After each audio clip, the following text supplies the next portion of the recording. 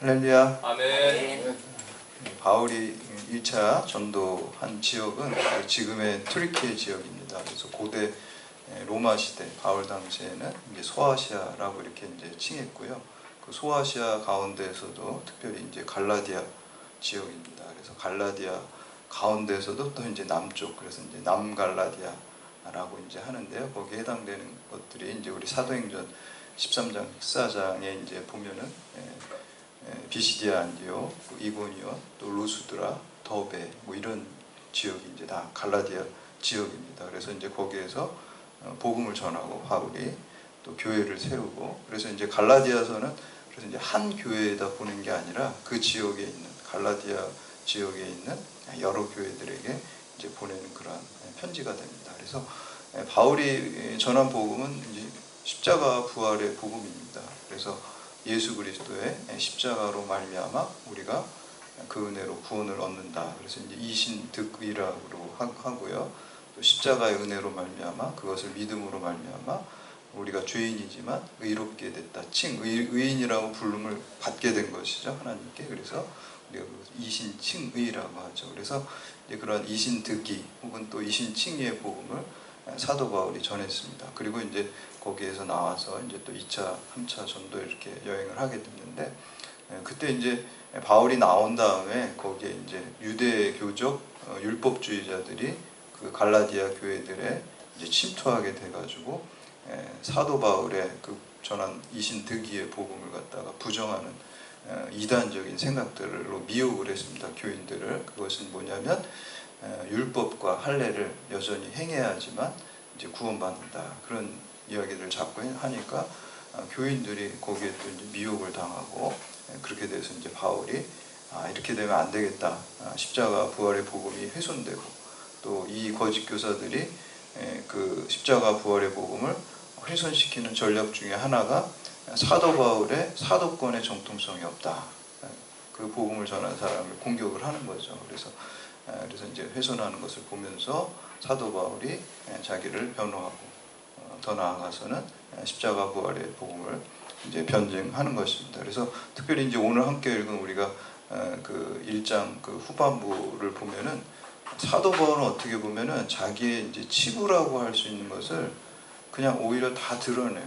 사실 우리가 성인에 대해서 자기의 부끄러운 과거를 말하는 거는 쉽지 않아요. 일부러 좀 말 안 하잖아요. 굳이 뭐 그거를 누가 물어보면 뭐 거짓말 할 수는 없으니까 그냥 이렇게 애둘러서 말하지, 그걸 아주 그냥 세세하게 낱낱이 말하는 사람은 아마 별로 없을 거예요. 근데 오늘 사도 바울은 보니까 오히려 자기가 그냥 망가지고 자기가 과거에 얼마나 그 잘못을 범했는지를 낱낱하게, 그것도 편지로서 이렇게 쓰고 있는 것을 볼 수가 있습니다. 그 이유는 세례 요한이 마치 예수님에 대해서 그는 흥하여야 하겠고 나는 쇠하여야 하리라 라는 그 고백과 같이 그냥 자기의 낱낱이 과거를 다 추한 과거를 다 드러낼지라도 그런 나조차도 하나님의 은혜로 구원받았다라는 것, 그 하나님의 영광을 더 빛나게 하기 위해서 그걸 다 밝히는 것을 볼 수가 있습니다. 정말로 이제 귀한 복음이죠. 그래서 사도 바울이 어떻게 보면 자신의 관증이죠. 자기가 부활하신 예수님 만나기 전에 어떤 사람이었는지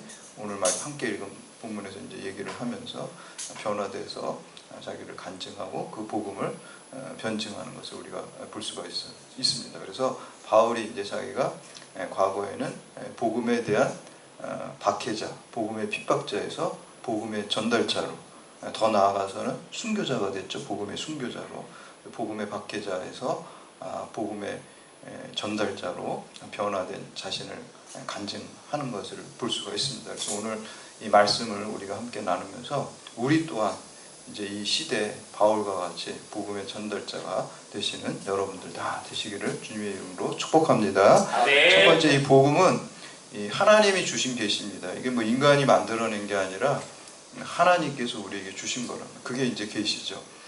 그래서 지난 시간에 우리가 이제 종교와 계시에 대해서 말씀을 드린 적이 있잖아요. 그 스위스의 신학자 이제 칼바르트가 그렇게 얘기했다 그러잖아요. 기독교는 종교가 아니다.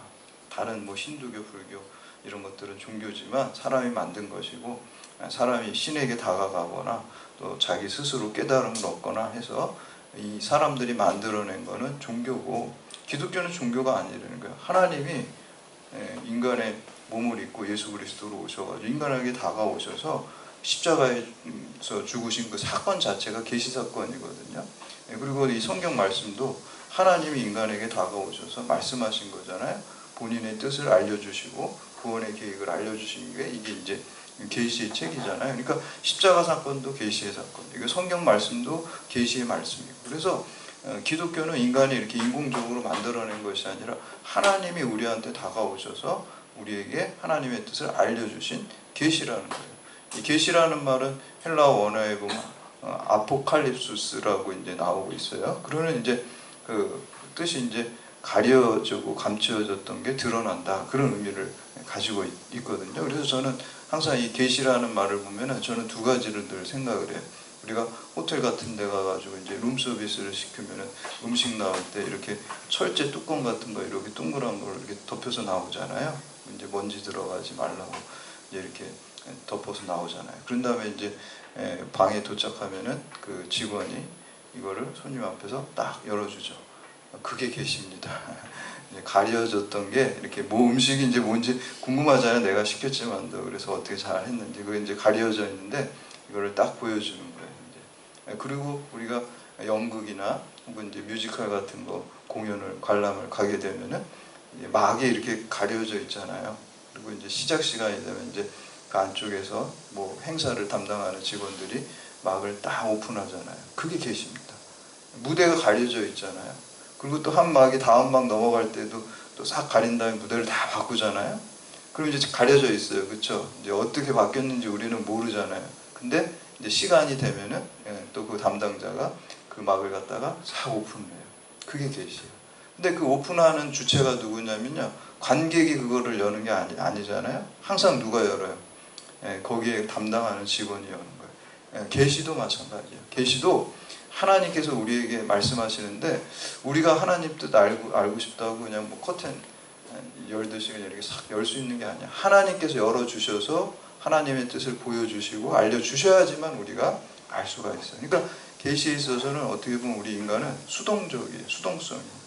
하나님께서 우리에게 은혜로 밝혀주시는 거예요. 그래서 오늘 말씀에 보면은 이게 바로 이 복음이라는 거는 하나님의 계시다. 오늘 사도 바울이 그거를 얘기를 했어요. 내가 뭐 공부해서 아는 것도 아니고 예수 그리스도께서 나에게 알려주신 십자가 부활의 복음 계시다. 이렇게 이제 오늘 말씀하는 것을 볼 수가 있습니다. 그래서 우리 11절, 12절 말씀 함께 봉독합니다. 시작. 형제들아, 내가 너희에게 알려노니 내가 전한 복음은 사람의 뜻을 따라 된 것이 아니니라. 이는 내가 사람에게서 받은 것도 아니요 배운 것도 아니요 오직 예수 그리스도의 계시로 말미암은 것이라. 아멘. 바울이 전하는 이 십자가 부활의 복음에는 인간이 생각해서 뭐 멋있게 만들어낸 어떤 사상 체계가 아니에요. 하나님이 인간을 구원하시는 진리를 갖다가 인간들에게 알려주신 계시라는 거예요. 그래서 복음은 하나님의 계시라는 것을 우리가 분명히 알고 있어야 되는 것입니다. 두 번째는 복음은 변해서 새 사람이 되는 것입니다. 우리가 그 윌리엄 제임스라는 그 철학자가 종교적 경험의 다양성이라는 책에 보면은 종교 경험의 특징을 이제 네 가지로 얘기를 하고 있어요. 첫 번째는 이제 표현 불가능성. 우리가 하나님 체험하면 사실 말로 복음을 전하지만 다 전할 수는 없는 거잖아요. 어떻게 보면 아의 경험이라고 우리가 하거든요. experience라고 이제 얘기를 하는데 아의 경험이거든요. 그래서 이제 불교에서는 그거를 이제 불임 문자라 그래요. 우리가 깨달음을 다 문자로 표현할 수 없다, 이런 얘기를 해요. 그리고 이제 두 번째는 깨달음이 있다는 거예요. 우리가 종교 경험, 신앙 경험, 예수님을 만나는 경험이 있으면은 깨달음이 있죠. 당연히 깨달음이 있죠. 사도 바울이 깨달음이 있었잖아요. 다메섹 도상에서 예수님을 만나니까 이전에 자기가 추구했던 가치를 갖다가 다 배설물처럼 하찮은 것으로 여기고 다 버렸다 그랬어요. 왜 그럴까요? 더 귀한 영원한 생명과 천국이 있다는 것을 아는 순간 내가 저거를 붙잡으려다가 천국에 더 귀한 것을 놓치는구나. 이걸 깨닫는 거예요. 그러니까 그때부터 완전히 뒤바뀌어져서 복음을 갖다가 박해하던 사람이 그러한 예수님을 만나는 체험을 하게 되니까 복음의 전달자가 되고 복음의 순교자가 되는 것입니다. 그 깨달음이 있어요. 그래서 우리가 하나님을 만나고 예수님을 인격적으로 만나면 그 삶이 변화될 수밖에 없어요. 그런 깨달음이 있기 때문에 그렇죠. 그래서 이 복음이라는 거 우리가 굿 뉴스 이렇게 이제 얘기를 하죠. 기쁜 소식이잖아요. 기쁜 소식이 뭔가요? 나 같은 죄인도 변해서 새 사람 될 수 있다. 이게 복음입니다. 내가 영원히 죽을 수밖에 없는 죄인인데 예수 그리스도 십자가 때문에 나에게 영원한 생명이 주어졌다. 나에게 천국이 주어졌다. 이게 복음입니다. 그래서 사도 바울은 자기가 죄인 중에 괴수라고 그랬어요.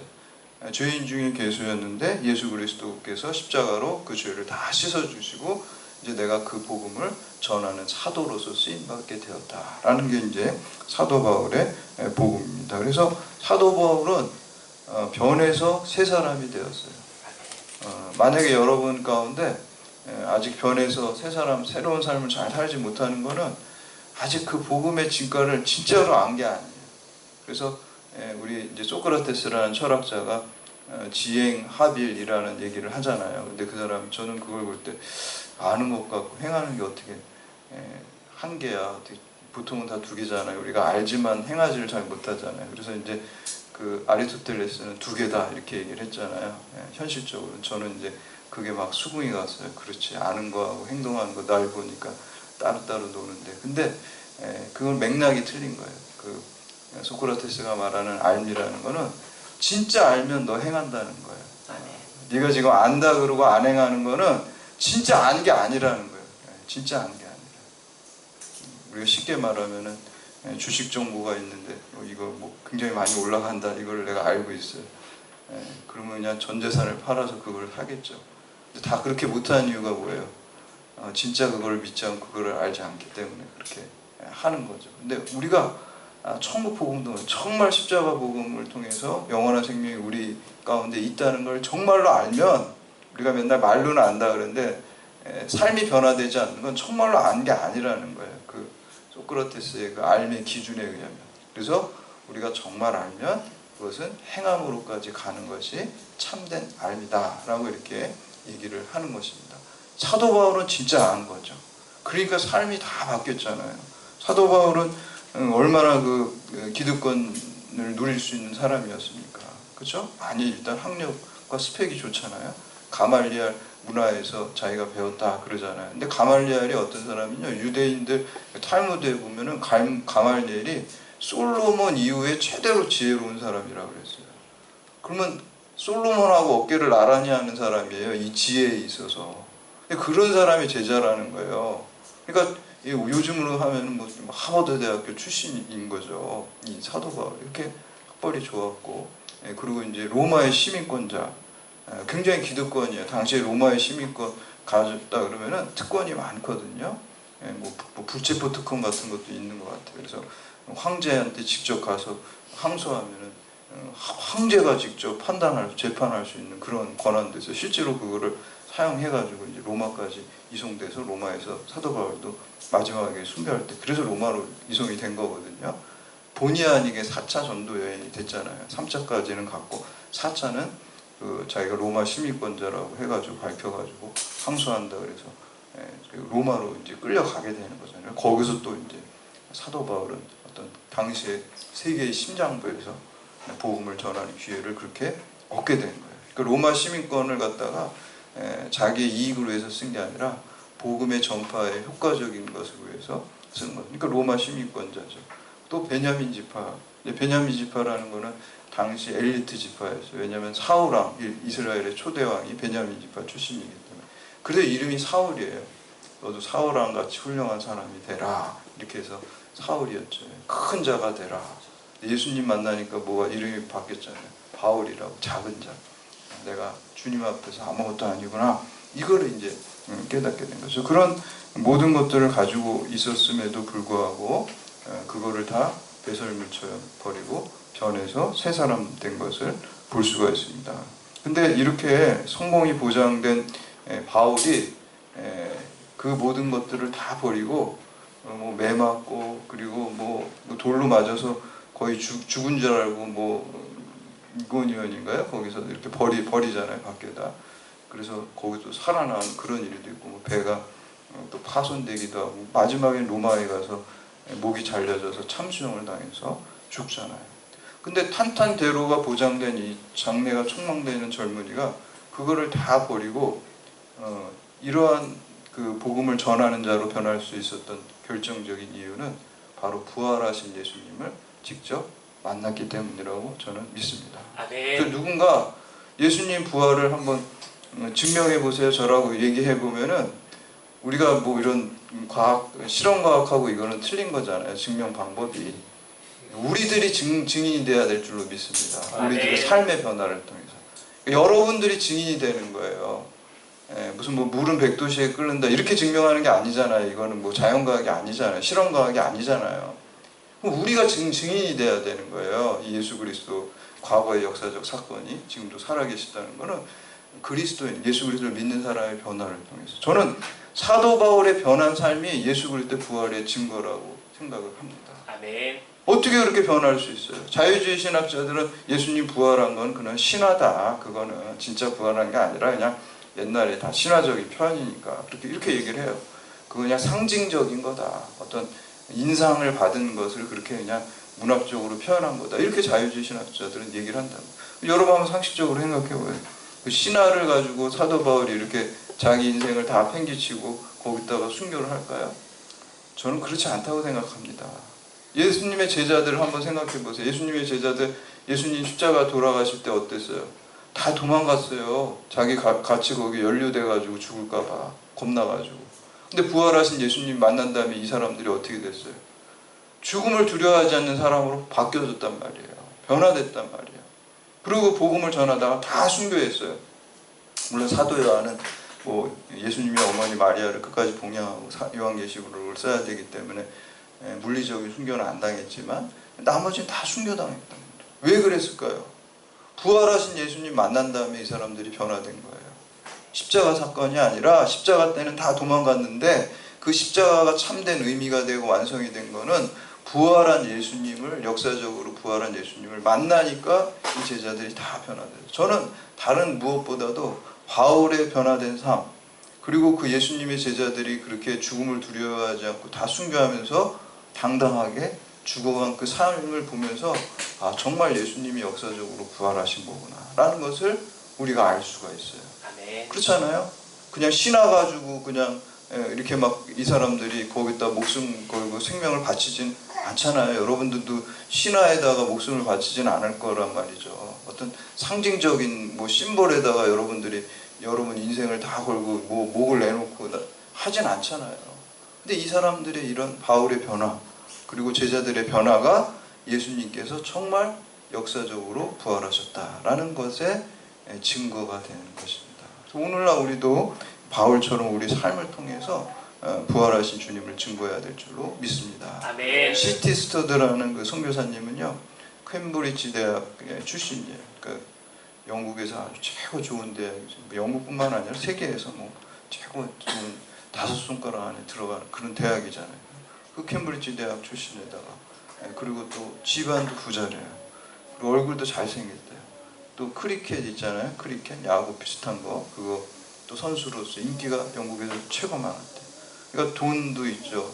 또 명예도 있죠. 학력도 있죠. 외모도 좋죠. 인기도 많죠. 세상 사람들이 추구하는 거를 다 가지고 있었어요. 근데 어느 날 이분이 캠브리지 대학에 이제 채플에 이렇게 대학 예배 이런 우리 경찰 대학 예배 같이 거기에 앉아서 이렇게 예배를 드리는데 그때 이제 무디가 와가지고 설교를 하는데 우리가 너무 잘 아는 그 요한복음 3장 16절 하나님이 세상을 이처럼 사랑하사 독생자를 주셨으니 이는 저를 믿는 자마다 멸망치 않고 영생을 얻게 하려 하심이라. 그 말씀으로 설교를 하는데 그 말씀 모르지 않잖아요. 너무 잘 알잖아요. 교회학교 다닐 때부터 맨날 듣던 말씀인데 그날따라 그 말씀이 성령의 역사죠. 그 마음에 꽂혀가지고 그 말씀이 살아서 역사하니까 계시의 말씀이 역사를 하니까 이분이 변화가 된 거예요. 그게 정말 깨달아지더라는 거예요. 그 말씀이. 그래서 자기가 가진 그 재산을 다 팔고 중국이나 뭐 아프리카, 인도 이런 데서 이제 선교사로 평생 동안 선교사로 살았어요. 그래서 이제 아프리카 콩고에서 이제 담석증인가요? 그런 거 걸려서 죽어가는데 어떤 분이 물어봤대요. 선교사님은 세상 사람들이 다 부러워하는 학력과 돈과 명예, 인기를 다 가졌는데 어떻게 그거를 다 버리고 이런 오지에서 이거 복음 전하다가 이렇게 그냥 병들어서 좀 초라하게 죽어가시냐고 이렇게 물어보니까 그분이 그렇게 대답을 하셨대요. 만약에 예수님이 정말로 하나님의 아들이고 그분이 나를 위해서 십자가에서 죽으셨다는 게 진짜 사실이라면, 실제라면은 나의 어떠한 희생도 크다고 말할 수가 없습니다. 진짜 믿은 거죠. 우리가 머리로 하는 게 아니라 진짜 믿었기 때문에 그의 삶이 다 변화된 것을 볼 수가 있습니다. 그래서 변화해서 새 사람 되는 게 복음의 능력입니다. 세 번째 마지막으로 복음의 사람은 삶의 변화를 통해서 하나님께 영광을 돌립니다. 우리가 바울도 변해서 부활하신 주님의 역사성을 증명했다 그랬죠. 예수님의 제자들도 부활하신 주님의 역사성을 삶의 변화를 통해서 순교를 통해서 증명한 것을 볼 수가 있습니다. 물론 우리가 대한민국 사회에서 우리는 뭐 물리적인 순교는 안 하잖아요. 예수 믿는다고 무슨 뭐 이렇게 잡아가서 진짜 죽이지는 않잖아요. 그렇지만 우리는 순교자의 마음을 가지고 살아야 될 줄로 믿습니다. 아멘. 세상 사람들이 뭐 좋아하고 내 욕망이 좋아하는 것들 십자가에 못 박고 죽어야 될 줄로 믿습니다. 아멘. 그게 순교자예요, 여러분. 이 시대에 대한민국에 내가 어떻게 이 경찰대학의 순교자가 되냐? 세상에 누리고 싶은 것들에 순교하고 오직 복음의 영광만을 드러내는 게 순교자의 삶인 줄 믿습니다. 아멘. 그런 사람을 통해서 하나님께서 영광 받으실 줄로 믿습니다. 아멘. 15절에서 19절까지 말씀 함께 봉독합니다. 시작. 그러나 내 어머니의 태로부터 나를 택정하시고 그의 은혜로 나를 부르시니가 그의 아들을 이방에 전하기 위하여 그를 내 속에 나타내시기를 기뻐하셨을 때 내가 곧 혈육과 의논하지 아니하고 또 나보다 먼저 된 자들을 만나려고 예루살렘으로 가지 아니하고 아라비아로 갔다가 다시 다메섹으로 돌아가노라. 그 3년 만에 내가 게바를 방문하려고 예루살렘에 올라가서 그와 함께 15일을 머무는 동안 주의 영주 야곱 외에 다른 사람들을 보지 못하였노라. 아멘. 여기 보면 이제 15절에 어머니의 태로부터 나를 택정하여 그의 은혜로 나를 부르셨다 라고 이렇게 얘기하는데 이걸 보고 이제 칼빈의 이중예종론이라는 거를 얘기를 했다는 거예요. 이 본문을 보고. 그거는 이제 상세전에 하나님께서 천국 갈 사람, 지옥 갈 사람, 유기된 자라고 이제 표현한 지옥 갈 사람을 다 결정해놨다. 이렇게 이제 예정해놨다. 이렇게 얘기를 하는데, 지옥 갈 사람까지 예정해놨다는 것은 오늘 본문에 사실 없잖아요. 그렇죠? 본인이 그냥 하나님께서 예정하셨다. 그래서 이거는 우리가 성경을 읽을 때 성경은 도서관이에요. 도서관에는 과학책도 있고 역사책도 있고 시집도 있어요. 근데 시집을 갖다가 우리가 과학책처럼 읽지는 않잖아요. 그래서 이거는 이 사도 바울의 고백이에요. 내가 보니까 나의 내된 것은 다 주님의 은혜로 된 거다. 그래서 나 태어나기 전부터 하나님 나 예정하신 거예요. 너무너무 아름다운 고백이에요. 이건 주관적인 고백인데 이거를 객관적이고 공적인 어떤 교리화시키면 안 된다는 거예요. 그래서 다양한 게 있지만 그래서 이거는 교리화시키면은 뭐 지옥 갈 사람을 예정해놨다 이렇게 해버리면은 하나님은 가장 큰 게 뭐예요? 사랑의 하나님이잖아요. 그렇죠? 십자가. 그리고 공의의 하나님이잖아요. 근데 그런 사랑의 하나님, 공의의 하나님이 태어나기도 전에 지옥 갈 사람을 다 결정해놓고 예정해놨다는 거는 맞지가 않잖아요. 그게. 물론 하나님은 우리의 이성을 초월하신다고 아무리 그래도 성경의 전체 맥락이 그렇잖아요. 그래서 이거를 공식화시키는 교리로서는 좀 문제가 있다라고 생각합니다. 고백으로는 좋아요. 나를 만세 전부터 하나님 예정하셨어. 이런 고백은 너무 좋습니다. 그러나 지옥 갈 사람 미리 다 결정해놨어. 이런 건 성경에 없어요. 그거는. 그런 건 없어요. 이런 고백은 있지만 나에 대한 그걸 객관적인 공적인 신학과 교리로 만들어서는 안 된다라는 것입니다. 그러면은 예수님께서 지상 명령이 뭐예요? 선교 명령이잖아요. 근데 뭐 선교할 필요가 없죠. 다 정해져 있는데 뭐 선교할 필요가 없는 거다. 그러니까 예수님이 결정돼 있다 그러면 선교하라고 안 하시겠죠. 다 결정해 놨으니까 뭐 애쓰지 마 이러겠지. 다 내가 결정해 놨어 이렇게 하겠죠. 그래서 그거는 이제 문제가 있고, 마지막인 22절, 24절 말씀 함께 공독합니다. 시작. 그리스도 안에 있는 22절에서 24절입니다. 그리스도 안에 있는 유대의 교회들이 나를 얼굴로 알지 못하고 다만 우리를 박해하던 자가 전에 말을 하던 그 믿음을 지금 전한다함을 듣고 나로 말미암아 하나님께 영광을 돌리리라. 아멘. 복음의 사람은 삶의 변화를 통해서 하나님께 영광을 돌린다라고 그랬습니다. 그래서 여러분들이 복음을 알고 의식화할 뿐만 아니라, 그러니까 성경 공부 열심히 하고 설교 말씀 다 성경 공부예요. 뭐 따로 성경 공부 특별히 할 필요 없어요. 제가 저기 구약 우리 그 교수 친구가 있는데 주일날은 또 이렇게 교회에서 일반 목회도 해요. 파트타임으로 주일 설교 목사로. 그래서 주일에서 너는 성경 공부 어떻게 하냐? 구약 학자니까 신약. 그래서 우린 성경 공부 안 해. 설교가 다 성경 공부인데 뭘 따로 해? 그렇게 얘기를 하더라고요. 그러니까 여러분들 설교 열심히 듣는 것도 이게 성경 공부 깊게 다 되는 겁니다. 그래서 복음의 의식화, 이런 성경 말씀, 성경을 잘 알아서